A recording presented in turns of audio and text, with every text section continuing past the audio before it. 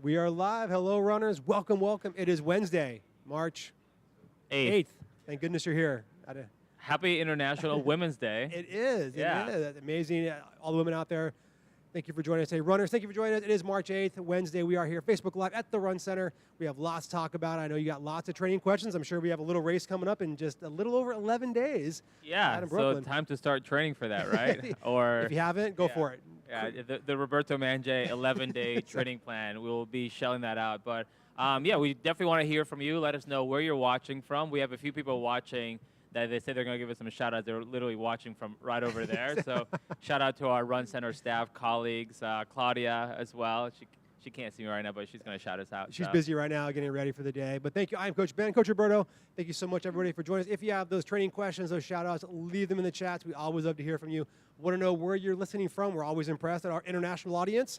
Maybe we have someone coming over from Europe, Africa, Australia, or the Far East. You never know. Leave us in the chat, and we'll see what's going on. We have a few things to talk about. How you doing, Roberto? I think you had a little special day yesterday. Everybody doesn't know it. Yesterday was Roberto's birthday, so happy birthday, my friend. Congratulations. Another trip around the sun. Yeah, no, I'm feeling good. No jet lag from that trip around the sun. Good. You know, I've been jokingly saying 50 is the new 41, so make whatever sense you want of that, or celebrating my 21st, the 20th anniversary of my 21st birthday. But yeah, no, it was great. I was out at group training last night on the Upper East Side. It was a very windy day all around the city. I feel like all around the Northeast. But shout out to our group training runners. They came out and really had a great light pole workout in the wind. And it was great because like that group training energy was there where like I was trying to tuck in, but then I was also taking the lead because we're running around the reservoir. So at one point or another, the wind was going to get you. But yeah, had a good birthday. So yeah. And most importantly, all that wind helped blow out those 41 candles. So. Yeah. I mean, any more candles, then it's going to like, my kids were like, do we need to put 41 candles on the cake? And I was like, no, that's a fire hazard. The cake is not even big enough. So, but you know, that's 41 candles to his 60, so whatever. Yeah, you know what? Call it what you want, folks. Don't let the gray beard fool you. I'm not that old. But you never know. One day, hopefully, I will be, unless my wife has other ideas. But runners, thank you so much. Remember, leave those questions, leave those shout-outs. But for our first segment today, Roberto, let's go over some do's and don'ts. I mean, I like the do's more than the don'ts, but there are some don'ts you do have to cover out there with runners because sometimes you get in those funks, you get in those tough times. So, again, like everyone's out there, you're training, you're running. Yeah, you hit these spots, you're not sure what to do. So we'll go over some do's and don'ts. I think the most important one is don't run too hard too often. I think everyone thinks they have to run every single time they head out the door and they put on their shoes. They got to give it 110% every time. You don't have to. Some days the run is just for you. Sometimes the run is just to get done what you have to get done when you need to do it. Yeah, you have those harder days where you want to do your intervals, your tempos, maybe your long runs. Those are a bit more challenging. But again, keep those easy days easy. Those will also be the best days sometimes, Roberto. Yeah, certainly, and I think that's something that runners hear often, but it's so hard to really get ingrained because we all often equate like hard work with results, and it is true to a certain extent, but like I always say, you want to make your hard days really hard and your easy days really easy. So focus on the easy days just as much as you would focus on the hard days and take recovery just as serious. And yeah, you can't go out and hammer every day because the way to make gains is by recovery, or the gains are made in the recoveries, I like to say. So yeah, don't run too hard, especially if you are training for this year's, or rather next week's United Airlines NYC Half. Or both. Yeah, it is both. Like you should be entering your taper period, meaning like you shouldn't have that many more quote unquote hard runs. Maybe one more minor long run this weekend and one more minor hard workout. But like the hay is in that proverbial barn. Definitely, everyone. So keep it easy out there as you get ready to go up into a race day. Another do or don't. I mean, you can call it a don't, but maybe do. It's okay to walk. Don't be afraid to walk out there, runners. There is a run-walk method out there that's widely popular and widely used by a lot of runners. I know the Disney races, they actually train under the Galloway. So again, run-walk is fine. And also, just being tired. You may need to stop for a second and walk. That's okay, too. Don't be ashamed, afraid, whatever how you look at it, walking is fine. We have our run walk with our Team for Kids runners. You're still completing the marathon. We actually had some runners out there in Tokyo just this past weekend getting their 6th star, and I can guarantee you they went in there. Any way to get through those 26.2 miles, you have to do it. I've had to walk in a marathon before. I'm sure you have not, but that's okay. But it's me? Yeah, you ever walk? Oh Lord, I think my last professional marathon, I walked myself into the emergency tent. I didn't even finish it. So, I think walking, there's a bit of a stigma there, but if you if you go in with a walk-run strategy, that's great. But also, some people just decide like, hey, I'm going to get to every aid station. I'm going to slow down, watch. Obviously, be mindful of the other runners behind me and around me. But I'm going to walk to ensure that I could grab the cup, pinch it, drink it, and then keep going. So again, if you want to employ a walk program into your training, it's good. And then however you want to execute it on race day. But sometimes you just need to walk to work a cramp out or kind of just get yourself going again. And one thing, if you do have the run walk out there, or if you do find yourself having to come to an aid station, make sure you raise your hand. That is a runner courtesy out there to let runners know that you are coming to a stop, because the last thing you want to do is have a traffic jam, possibly a collision. That's no fun. So make sure you raise that hand, because that is the runner courtesy sign that you will be coming to a walk or a stop, letting runners know what's going on. Next up for our do's and don'ts, don't worry too much about mechanics. I know you ran professionally, Roberto. At certain levels, mechanics are, I won't say critical, but they mean more because of the efficiency that you're running. For an everyday runner, how important are mechanics over more like running economy, or just being more efficient with your running form? Yeah, I think it's a good question. So in general, what biomechanics means for those maybe are newer runners is essentially how you run. Like myself and Ben are similar height, similar weight, but like we might carry our arms differently, we might strike the ground differently. Like, we're still built different, even we're similar stature. So what works for me and makes me efficient is essentially my biomechanics. And if Ben tried to emulate that, he might, especially if we're both similar, but like he might not. He might look a little bit different, but that just means that that's more efficient for his body type and the way he runs. So essentially, I would say, be aware of your form, as long as there's no wasted motion. A lot of times with our group training runners, especially when they're getting tired or we're running hills, we say, relax the shoulders. So that's not so much of a biomechanics thing, but it's just more like a form thing, where you don't want to run too scrunched up, or you don't want to, overly swing your arms across the center plane of your chest or your body, because then you're kind of rotating the hips and it's throwing you offline. But other than like a few glaring things like that, most people have their own biomechanics. There's almost like their fingerprints, if you will. And the more you run, especially us coaches in the city, we could see some of our group training runners from a distance, like, oh yeah, that's so-and-so, because, they carry themselves different. That doesn't mean that they're not running well. That just maybe that's how they're built. Yep. So again, as long as it's not causing you any structural issues, like you have one leg shorter than the other, or you have a little bit of a limp, or things like that. I think within reason, it's good to be aware of your biomechanics, but don't focus too much, because we do see people who sometimes say, hey, I've heard off of Google, what have you, that I need to have 180 strides per minute, and like, that might not be the thing. Again, Ben and I, similar height, similar weight. I don't even know what my stride per minute is. I don't care. His might be higher than mine or might be lower. But if I try to match his, or he tries to match mine, it'll kind of change the way we run, and that's unnecessary. Absolutely. Keep it fun out there. It goes back into our next one here is keeping the joy. I think that's so important out there, runners. We get to do this. That's something that the group training coaches that we have, you get to go out and run. Remember that when you get out there. I was actually talking with someone this morning. They're saying, hey, you get in these funks. What do you do to get out of it? And actually, one of our Striders and Run for the Future coaches on a recent call we had with our members mentioned the 10-minute rule. You just get out the door for 10 minutes. And in that 10 minutes, you'll find what's going to happen, where you're going to be. If you can get yourself the door for 10 minutes, you'd be surprised. 10 minutes becomes 15, becomes 20, becomes 25, and the habit begins to be created. But sometimes it's okay if you don't run. Don't get down on yourself. Don't get in that dark space. It's okay. Take the break. Like Roberto was saying earlier, make your hard days hard, your easy days easy, and most importantly, have those rest days, because you do need to take care of your body. You only get one of these. I'm sure you've only had one in your 41 years. Maybe you've had two by now. Bodies? Yeah. I don't know. one body in 41 years, or do you go to the shopping and get a new one? I'm not allowed to, legally speaking, talk about. I do like that. Do have fun, and obviously for people who know myself and Ben, anytime that we're together, whether it's out for a run or doing stuff like that, we're having fun. And then when we get to interact with the runners, like again, back to last night, it was a beautiful night, almost a full moon. A lot of our runners were out there, but it was very, very chilly, and we could all feel that. But as soon as we started the workout, and even afterwards with our post-run stretches and strength training, everybody's just having such a good time, and that's just the camaraderie of running. So, that's the power of group training, which, shout out, registration opened yesterday, right? And we're doing pretty well, so thank you all for signing up. Yeah, we'll get back to that in a little while, runners. But yeah, if you are looking to get involved with group training here in New York City, we have Prospect Park, Central Park Astoria, our weekend long runs. They are selling out fast. I was actually checking numbers before we left. We'll touch on that a bit more later, folks. But yeah, that's very important. And then sometimes I think runners get so tied into their training. I know a lot of you out there are preparing for the NYC Half. Maybe you have Boston coming up. Maybe you have London. Maybe you have the Shape half marathon the end of April. Maybe you're looking down the road into May, or maybe even down the road to your fall marathons as well. it's easy sometimes to get very rigid in the training, and you talked about hard days hard, easy days easy, and people feel if they miss a single workout, like now I've missed my race. It's not going to happen for me. I know you have a rule of thumb that you have to go to. It's better to be 1 mile under trained than 10 miles over trained, or is Look it? Look at you. You've learned. Or is it 10 under and 1 over? It's something along those lines. Is it 41 miles under trained, or The theme of today's chat is 41. Just work it in, however. It's like count. It's like the count from Sesame Street. We'll just the number of the day is 41. I'll count it down later, folks. But yeah, again, have fun with your training. I think that's the rule that I really stick with runners is we get to do this, enjoy what you do, because getting to put on your shoes, get out the door, wherever you may be. It's a beautiful day here in New York City. Wherever you may be, I'm sure you're leaving your shout-outs where you are today. We're curious to hear what the weather may be like in your neck of the woods.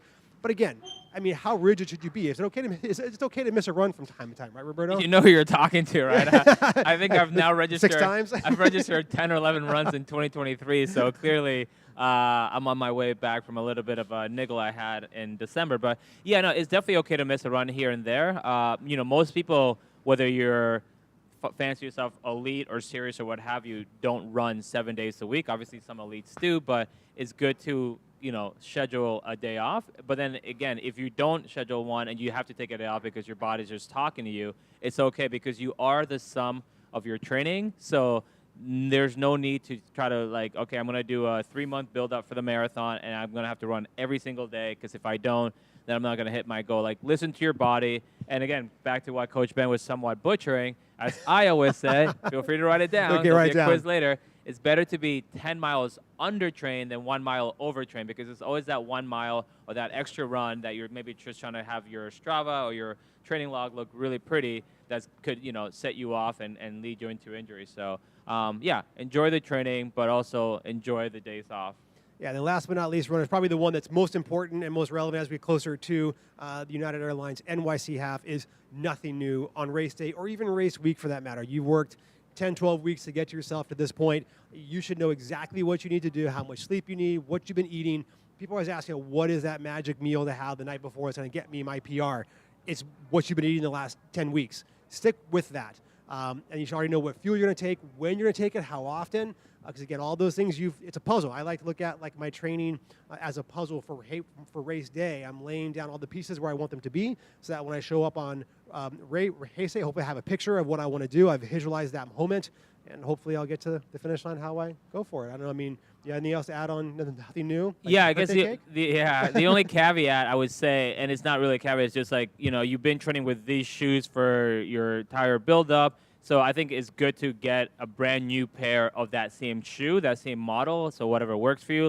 For me, it might be the New Balance 860, where I know I'm really comfortable with it. And I'll buy maybe a brand new model a week or two before the race. And I'll just wear it for some of my shakeout runs just to make sure that it does fit correctly. Because even though it's the same model and it's the same size, sometimes, occasionally, it might just be cut a little bit different. So I'd rather make sure that it fits how it should fit. And also on top of that, I don't want to have the first time I wear it out of the box on race morning. So I'll walk around the house with it a little bit, or maybe I'll do, again, some of my shakeout runs. So again, nothing new on race day means nothing that you haven't tried before, but it's okay to get on the footwear side. Yeah. Clothing-wise, you should know what you're going to wear, and you should have worn it several times already because you could always get chafing here and there, and that's not something that's fun to deal with.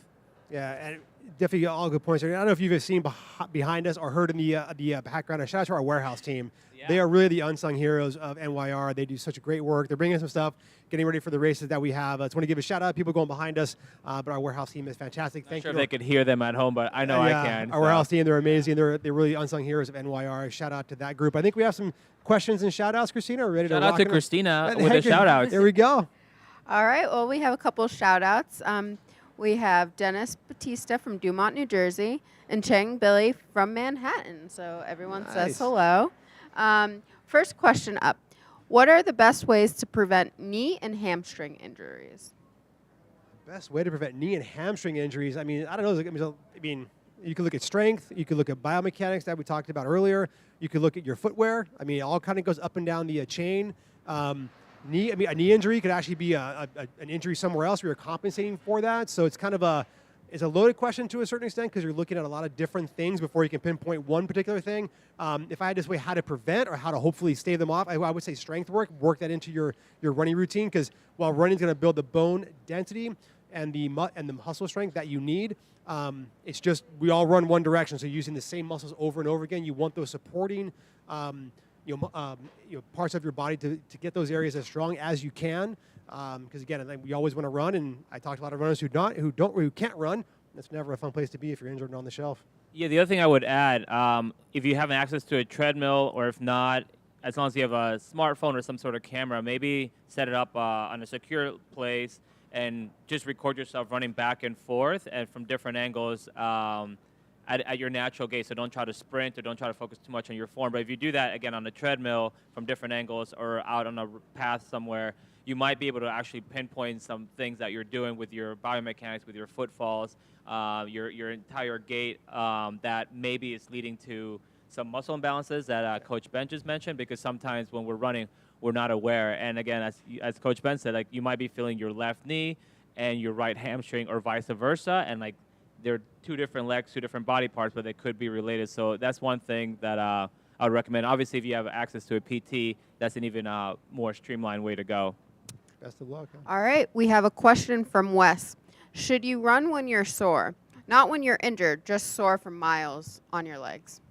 Yeah, I would say, again, within reason, depends where you are, but like soreness, it's almost part of training, especially when you're starting off, if you're coming off a long layoff, or even if you're relatively fit and you're in your build-up and you do like a pretty long run or a pretty hard workout, that soreness is just your body giving you feedback, like, hey, we just did something that we were not accustomed to or we rarely do, and this is how we feel. So I would say maybe take a day or two off if you're really, really sore, and then come back on that second or third day nice and easy, meaning don't worry about the pace, don't worry about the duration or distance, and maybe try to pick a softer surface. But within reason, the more you keep training, training, recovering, going back and forth, that soreness should dissipate because you're starting to get more acclimatized to the training. All right. The next question. I get sore/tight calves running anything longer than 7 miles. Any tips on fixing this? Tight calves when you're running. I mean, again, it could be a few different issues there. Probably some post-run stretch would be good if you're not doing that after your runs. Watch out for that. It could be. I mean, sometimes you get some cramp issues. It could be some nutritional things that we won't dive into because I'm not a nutritionist per se. It could be biomechanics, like Roberto was saying. Maybe if you have a way to kind of look at your form when you're running. If you have a PT, maybe go get a gait analysis or a running analysis. Could be good also. It could be footwear. If you're getting up into that 7-mile range, maybe the shoes you have maybe aren't quite the support that you need or you're looking for your longer runs. Maybe they're good for shorter type distances. A few ideas there. I mean, there's a couple of different things. But yeah, I would say any one of those. Most importantly, when you're done with your run, make sure you are doing the stretching work that you have. Anything I'm overlooking there? I mean, it seems like...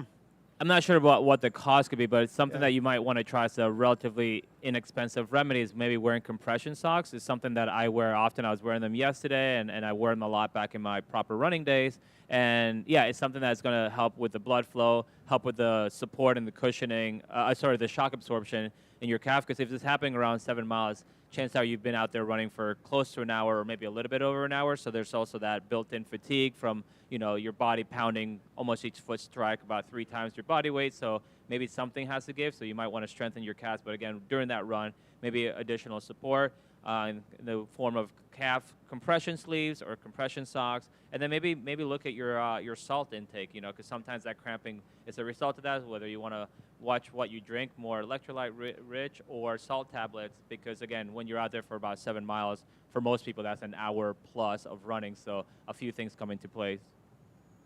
Okay, our last question before heading into the next segment. What are some of the best recovery hacks for injuries? Recovery hacks for injuries.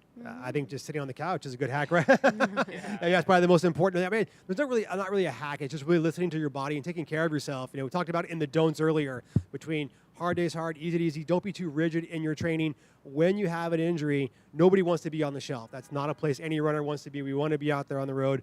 You talked about going to see a PT. If it's a regular occurring injury, if you find it's the same things over and over again, this is where you definitely want to get in to see somebody, get maybe a gait analysis to maybe find out there is some biomechanic issues. Maybe you're leaning to one side, you're favoring one side. There could be a muscular imbalance out there.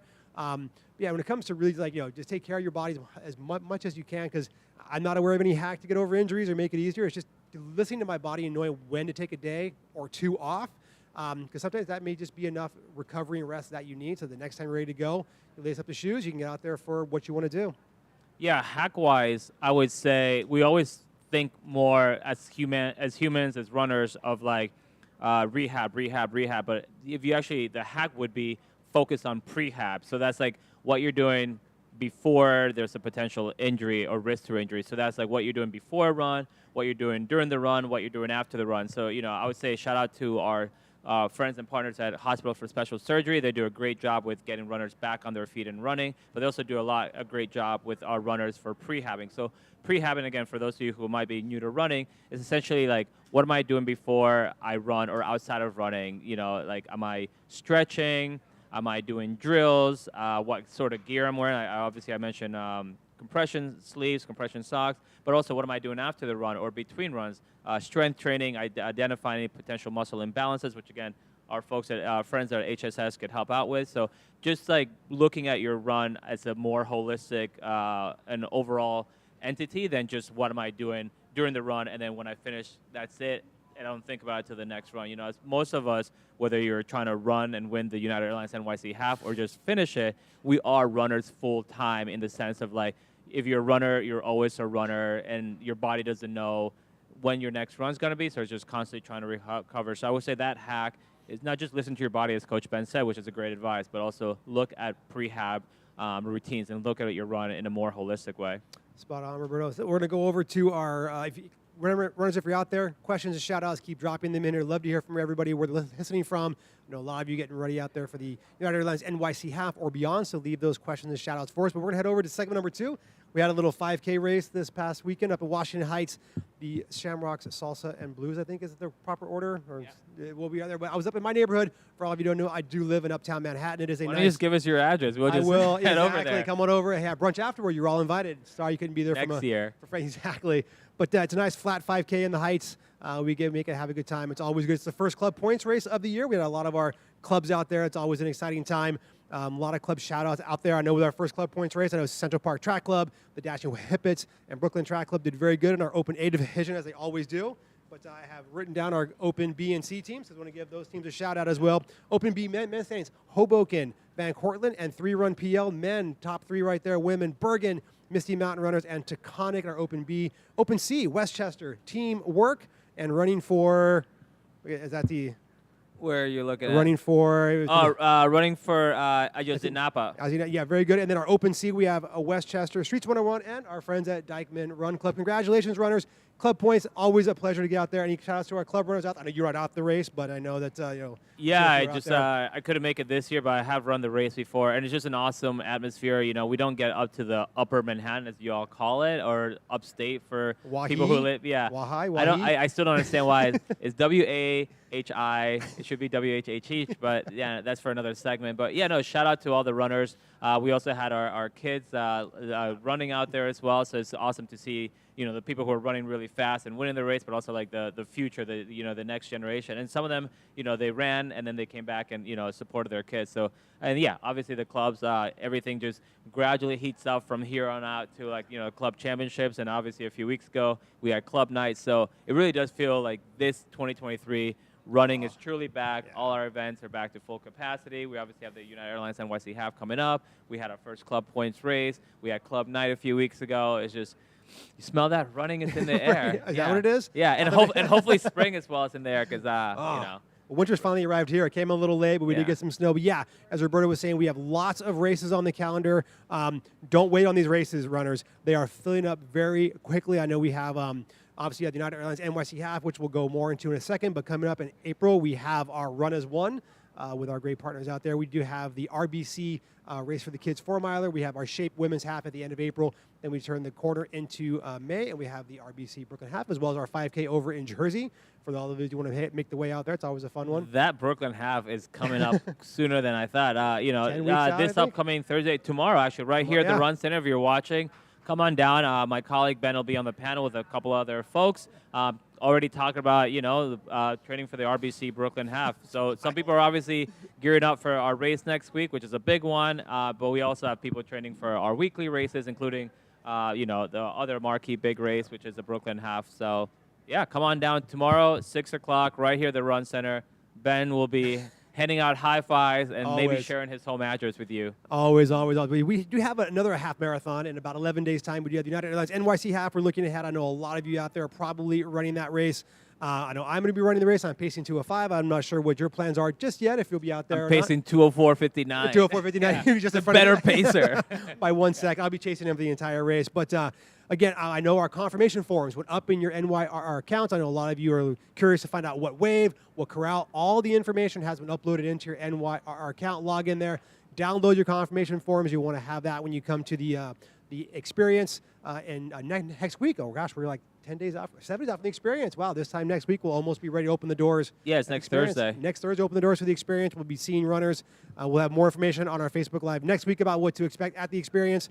But make sure you get that. The NYC Half app will be out actually next week. I verified that with our tech team, so it's not quite out yet, runners. That's a great way for your loved ones to track you, whether they here are locally or from anywhere else in the United States or the world. They can track to see how you are doing on the race. And as Roberto and I talked about earlier, group training is open. So maybe if you're looking to prepare for the RBC Brooklyn Half in May, it's a great way. We have 8 weeks of training. Starts at the end of this month, the week of March 27th. We'll get you out there. We have 8 straight weeks. It'll take you directly to the RBC Brooklyn Half. Get you ready for that race out there. And then as he said, tomorrow night, we have a little event here for all of you who want to come down and spend more time with myself, because I like spending time with myself. But we'll have a good time talking about the RBC Brooklyn Half as we kick off, because we are a scant 10 weeks away from that. So, yeah, and we will have loads of people, as we do every year, running United Airlines NYC Half, jumping in some of those other spring races, and then, running Brooklyn Half. And I think it's important to kind of mention, like, it's great to have, like, a marquee race or a goal race, but, sometimes it's nice to do some of these weekend races and shorter races, because it helps break up the training, it helps practice. Like, no matter how well you train, it's really hard to prepare yourself for practice what it's like to be in a race. The butterflies that you get are really hard to work up to in a weekend-long run. But when you're like, okay, I'm going to run this weekend race, as we had a lot of people run the Washington Heights 5K. It's like you practice getting up early, putting up, commuting to the race from wherever you're coming from around the city or the tri-state area, putting on your bib, running in a crowd, and it's good to practice that, because again, there's an art to racing, which is really difficult to replicate when you're training. So that's also part of the reason why we always encourage our group training runners to like hop in some of the races. Also, sometimes when you do a race, you could substitute a workout for that race. Or for some people, let's say last weekend you ran the Washington Heights 5K and it happened to fall on a Sunday, which is like when you want to do your long run, you might say, okay, I'm going to do a fairly long warm up, like let's say 3-5 miles, what have you. I'm going to run the 5K, another 3 miles or so, and then I'm going to do another 3 or so, or your 5 mile cool down, what have you. And then right there, you could get anywhere between like 10 and 12 or 13 or more miles. So it's a really good way to work some of the training into your races. Some of the races into your training to kind of break it up. Yeah. So, depends what you're doing. Yeah, so. what you're doing. Yeah. And more importantly, you have the 9+1. I know a lot of runners are looking at the TCS New York City Marathon. Is always a goal for so many runners out there. So getting those weekly races in gets the 9, but don't forget that volunteer. Because people are always asking, how can I get in? How can I get in? Jump on those volunteer opportunities as fast as you can. If not, we'll see you December 31st at the midnight run, getting in that +1 at the literally 11th hour to get it in there. But I think we have some questions and shout outs from Christina. So where are we? Yes, we do. The next question we have is, how can I maintain my peak fitness after the UANYC Half for the Brooklyn Half 2 months later? Wow, like just what I was talking about. Honestly, I think relatively speaking, it's hard to maintain your peak fitness, just because by definition, peak fitness is like at the top. So, you might not be as sharp or as peak, but I would say if you are going to run the United Airlines NYC Half and you're running it hard, which a lot of people are, you are going to want to factor in some recovery time in there. So, maybe give yourself about a week or 10 days of just not running at all, and maybe like a few days of running easy and then getting back into it. Worry not, you will not lose any fitness. You will feel like you're losing fitness, especially psychologically speaking, but you won't lose fitness. A lot of body reparation, repairment. Yeah, we'll go with that. Yeah, we're not going down that road. But yeah, the body will repair itself. There'll be micro tears, so you want to like heal up, recover, and also give yourself a mental break, because chances are, if you're running the United Airlines NYC Half, you've been training, unlike me, for like 12 or even longer weeks. So And then, yeah, once you start training again after those 10, 12, maybe even 2 weeks, you'll really be able to ramp back up because you won't have lost fitness. You'll be a bit fresher, and then you'll be able to get back to your peak in time for the RBC Brooklyn Half. Next question. All right. Well, we have a couple shout outs. We have Claudia from the Run Center. Claudia. And we, unfortunately, the camera didn't see her, but Carly. And then we have a shout out to Kim. And then we have a shout out to Nick from Manhattan. So he's saying you're doing a great job, which I would tend to agree. cheers for the feedback. I concur, yeah. And all right, back to questions. What are some alternative exercises to running during training if it's rainy or stormy? Raining or storming? Some alternative training exercises. Obviously, I think we talked about earlier, treadmill. If you have access to a treadmill, for sure. Elliptical is always good. Anything indoors, swimming, cycling, anything you can do indoors. Because obviously, running outside when it's not safe, you don't want to get yourself hurt for any reason. Home gym, a gym, anything that you have. Again, if you don't have to, a day off is not going to. One day off is not going to end everything that you've worked out for. But if you are, most runners are Type A. They don't have to take a day off. But the treadmill or the dreadmill, as some people call it, because it's always fun to spend an hour plus on a speeding belt for whatever. I don't know. Did I miss anything? I mean, yeah, I always got your back. You have something else there? I'm thinking again for some of our local audiences who primarily live in buildings in the city. Stairs are also a good way to do it. Obviously, do it safely. Take it one step at a time, maybe two max, because you don't want to trip and accidentally eat your teeth. But one step forward, two steps back. Or just I mean, depending on how high of a building you live in or whatever, you could just do stairs. You could make a circuit of it, but it's a good way to, with minimal impact, get your heart rate going. I know that I hate going upstairs. When we lived in a 4th-floor walk-up, I contemplated just being homeless sometimes because I don't want to go up these stairs. But yeah, stairs is a great way as well. That again, most of us local New Yorkers, live in a building that have stairs, and yeah, it's a great way. But really similar to like Coach Ben said, if it's really unpleasant out there, it might be a good way to work in that forced day off, and you will be better for it. All right, Joyce asks, what are some best practices for training and nutrition? Training and what? And nutrition. Oh, training. Best practices and nutrition. Okay, well, first of all, yeah, definitely get with a nutritionist. That's, one surefire way. I know between myself and Ben, we have loads of experience there, but we're not licensed nutritionists. But I would say best practices, I try to use the 80-20 rule, and I learned that from my wife way back in the day, which what essentially means that 80% of the time I'm eating well, I'm eating healthy, so I'm mindful of what I eat, how I eat it, when I eat it, how much I eat it, and then the 20% of the time, which these days feels like it's backwards, is my cheat day or treat yourself day. Like yesterday, as Coach Ben said, it was my birthday. I kicked off the day by having ice cream cake with my kids. I never let my kids have ice cream in the morning. I try not to let them have ice cream, period, but that's for another story.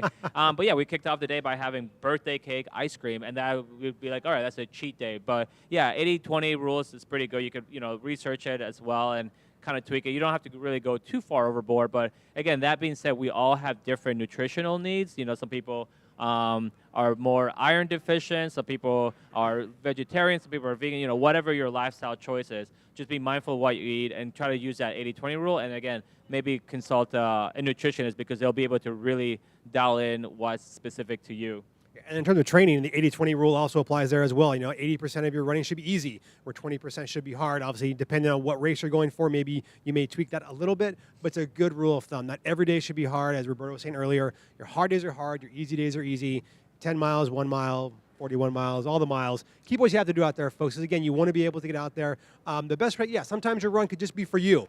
I'm a big proponent of stepping outside the door and just, the run is for myself today. I get out there and do what I have to do. Miles with my love. It's not Roberto. Shout out to Joey. Shout out to my wife. Yes, my wife and I, we get to run usually on the weekends together, and I do enjoy that time together. But that's just it. Because again, it goes with being out there and enjoying what you get to do. That way, when you have your hard days, mentally you can be ready. Because I think half the time, actually maybe more than half, is the mental piece of when you've got to work hard. It can be, okay, this is going to be hard today. The body will respond to that if the mind can get you into that mode. The good practice is be kind to yourself on the days when it's not going your way. It's okay. That everything has to go to plan. Not all the dots have to align, whatever the case, whatever metaphor you may want to use. But enjoy yourself out there. And 80-20, whether it's for food, for training, I think is a good rule of thumb, and have a good time out there. Yeah, the other thing I'll add to that, because I mentioned that you run with your wife on the weekend, is like if you could actually get with one other of training mate or with a group is really helpful, because not only does it hold you accountable, but like you support each other, and if you're not having a good day, it's so much better to like be running with other people that can support you versus out there on your own and with your thoughts. All right. Now, Dennis asks, I tend to make the last mile of my training runs the fastest. Am I making a mistake? I would say no. I mean, as long as you're running it in control, most people, myself included, tend to have their last mile, provided it's not finishing up a fairly steep incline, quicker than the first, or even quicker than the first two, just because you're finishing, so there's that like excitement, adrenaline, endorphins, if you will, but also because you're usually more warmed up than at the beginning. My slowest mile of just about every run, maybe in a race not so much sometimes, but most of my runs, my slowest mile or miles are the first couple, because I'm letting my body kind of acclimatize, kind of wake up, and then the last few miles, even if it's an easy run, I would just say don't make it a competition within yourself where like every run this week, the last mile has to be quicker than the last run, because then you might get into a position where you start to really race and like overstraining yourself, and like there's no trophy for fastest last mile in training. Save it for the race. Strava doesn't have that badge? Not that I know of. Okay, you never know. Now that Strava's heard it, yeah, they're going to get on it. So. All right, we have a shout out from Remy to go towards your glasses, Coach Roberto. Oh, he just wanted to do a glasses. shout out to Shout your out the glasses. glasses. Oh, cheers. Thank you. And Shout then out. Nick says running with his wife Terry is some of the most fun he's ever had on runs, and he got to meet Coach Ben's wife. Yes, Coach Nick. That's Is that Coach Nick Wyckoff? That's Coach Nick Yes. Wyckoff out Alright. there. I know he actually was working over the summertime with his wife Terry. They were getting ready, I think, for Chicago, and Nick and I talked a lot about that. So big love to Terry and to Nick, and congratulations. He also just had a birthday, another fellow March birthday. So he has a March birthday. Okay. Yeah. Shout out to all the March birthdays. Yeah, this is a March show, and the race that the United Airlines NYC Half is happening in March. So shout out to all the March babies. There we go. All right. Merlene asks, when training for a marathon, how often do you recommend doing these long 20-plus runs? I don't know if there's actually like a number you have to go with. I mean, we do a lot of our philosophy at New York Road Runners is a lot more time-based as opposed to mileage-based. Because again, you don't want to be out there for more than 3.5 hours. I know some people like to see that too in a long run. It's a mental, thing to get through that, because then okay, if I get to 20, I can get 26, or I get to 18. Well, how I get to 26? I can get to 20. So there's no magic number in terms of that, Marlene. It also depends on where your fitness is when you start. If you're a first-time marathoner, if you're a 10-time marathoner, if you're coming off injury, these are all like very broad, vague ideas. I know typically like in my own training, I may get, towards the end of when I'm peaking in my training cycle, my last couple of long runs will be in that 20 to 21, 22 mile range. But I'm more focused on the amount of time on my feet. I don't want to exceed that 3 to 3.5 hour range, because then I get into a negative return where my recovery will take longer in my training. I'm still not quite ready for Heisei. I may not be at my taper yet. I want to make sure that I'm, as someone asked earlier, how can I maintain my peak for my race and beyond? It's being mindful of my long training runs during my cycles, that I'm not exceeding certain, a metric that's going to put me out there for injury, fatigue, so I can stay as fresh as I can. Because again, you want to get to the start line as healthy as you can to run the race that you've trained for. I would look at the training plan, but I don't think there's any magic number in terms of 20-mile runs. And final question, do plated shoes lead to tight calves? Plated? Oh, carbon plated. I guess, yeah. I mean, I'm literally answering from experience. Ben could do the same, but my experience has been no. Coming from, the traditional training shoe, which I'd been in for years and years, I would say the first time I wore carbon-plated shoes, it was a different sensation. My feet noticed right away. My legs felt right away, just because of the energy return, the way it was kind of like propelling me forward. So I think for most people, most people who are getting into running right now in the last few years, they're probably just going right into these sort of like carbon-plated shoes, because they're becoming more prevalent. So there might be even more of a sensation there, because you're like, I've never run before, and you're like, whoa, this feels really weird, which it would feel different if you've never run before and you're wearing traditional training shoes. But I would say within reason is not meant to, but there is like a period there for adjustment that you probably want to focus on. So I would say maybe save them for some workouts, so some long runs depending on their race, but don't make them your everyday trainer. Go with a more traditional trainer, and then kind of work them in, and then your legs will get used to it. And then you might find out like maybe they're not the shoe for you, they're not for everybody, or maybe this specific model. I know every brand now has at least one, if not multiple, styles and models. So you might have to just find the one for you. But I mean, it is the wave of the future, you know. Like, and they're pretty. The science behind it is pretty impressive because we're seeing just times from like citizen runner all the way to like the world record holder who will be here next week. And I'm sure he's not running in flip-flops, so. You never know. Whatever works, whatever gets you across the finish line fastest is what's going to work for you. He did not set the world record in flip-flops. I will say that. What, rainbows or Birkenstocks? I imagine they were probably plated shoes. Plated shoes, not plated sandals? Yeah, no, they don't have those yet? Maybe they have those out there. But thank you so much, runners. As we wrap up today, we have the bell lap. I don't know if we have... John, do we have any? I'll just go ding, ding, ding. We'll bing, bing, there bing. We go. We will go old school, my friends. That's how we do it here. We have the bell app. We have our takeaways, and we talked about it. We touched on it before. Is listening to your body, staying healthy out there. Roberto, 1 minute, go for it. What do you got? What's some tips out there to keep to listen to your body? Listen to your body and staying healthy out there for our runners. So the bell app. Real quick. Check the ego at the door when it comes to listening to your body. Again, less is sometimes more, or oftentimes less is more. So if you feel soreness, if you feel this and that, it's hard sometimes to tell the difference between injury and soreness, and sometimes it's hard to tell the difference between, am I being mentally weak? Should I tough this out? So listen to your body. It's always giving you feedback, and the hard part is for us to interpret it. So when in doubt, take a day off or slow down. If you do one of those or both, you're going to set yourself up better than 90+% of us who are just try to muscle through. Yeah, I mean, the line between fitness and injury is razor thin, and the unfortunate, you don't know it until you cross it. And once you cross it, there's, I won't say no going back, but it could take a week to get back, a month, whatever the case may be. So like Roberto said, take a day off, take it easy. You want to be healthy, so missing a workout, being a mile short, being 5 miles short, 10 miles short is not going to kill the race day, because you want to be as healthy as you can out there. And prehab. That's something that we don't talk about often. Prehab. That's huge. Look it up. Yeah. Connect with a PT.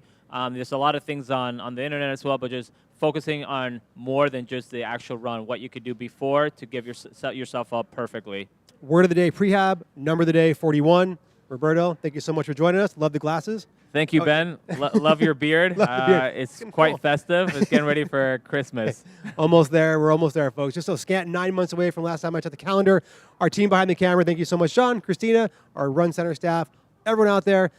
We hope to see you next week. We'll see you next week. We'll see you tomorrow night for Ben. Here, yeah. We'll be here, so please stop by. And then next week 6 o'clock. for another chat. And then a few days later, we'll be at the experience where we look forward to engaging with you runners coming in. We'll be doing course strategy, loads of stuff that we'll cover next week. So enjoy this last week plus before the United Airlines NYC Half. Take care, runners. We'll see you soon. Bye-bye.